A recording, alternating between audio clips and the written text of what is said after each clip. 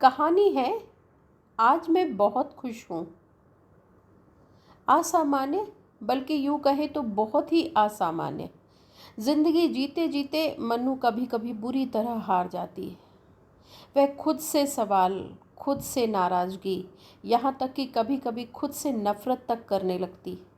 वह सोचती कि मेरा दिल भी किस मिट्टी का बना हुआ है जो इतनी बेईमान परिस्थितियों में भी कभी बीमार नहीं होता।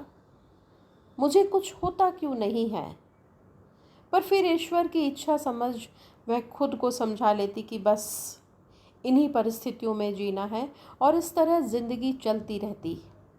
हाँ, जब कभी वह बीमार होती और काम का कुछ ज़्यादा बोझ होता तो तय कर लेती कि बस अब और नहीं, अब तो जीवन से संन्यास लेना ही है। उस दिन भी यही हुआ। सुबह उठने पर उसे बहुत भारी लग रहा था। वह किसी तरह बेमन से उसने भोजन बनाया और आधे अधूरे मन से ऑफिस के लिए तैयार हुई। साथ ही कार्यक्रम के लिए, जहां स्वरचित रचना बोलने की एक प्रतियोगिता रखी गई थी, वहां जाने के लिए एक बैग में एक साड़ी और कुछ गहने रख लिए।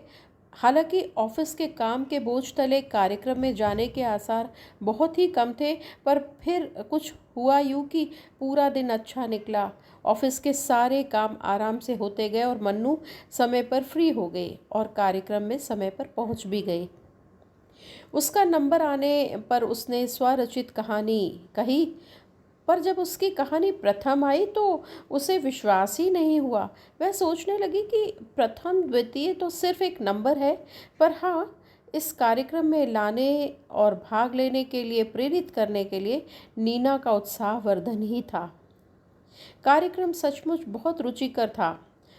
उस दिन मन्नू की कई दिनों की ऊब और अवसाद जैसे काफ़ी हद तक छट चुकी थी। इस सब के लिए वह नीना को दिल से दुआएं दे रही थी, जो उसे हमेशा प्रोत्साहित करती रहती थी।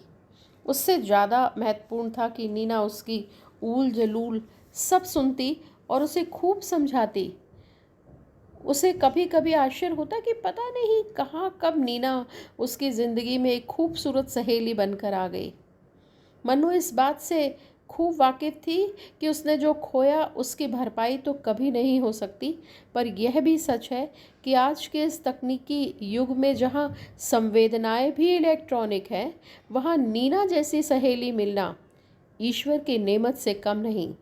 जिसे देखते ही उसे ऊर्जा मिलती, एक विश्वास जगता। नीना का मन्नू को हर बार यह समझाना कि खुश रहा करो और जो है उसे स्वीकार करो। जाहि विधि राखे राम, ताहि विधि रखे। मन्नू जब भी हताश होती, उसकी जिंदगी जब भी पटरी से उतरती, नीना एक बार फिर उसे मजबूत हाथ देती और मन्नू फिर एक कदम बढ़ जाती। नीना भी आश्वस्त थी कि एक दिन मन्नू खुद उड़ना सीख जाएगी। धन्यवाद।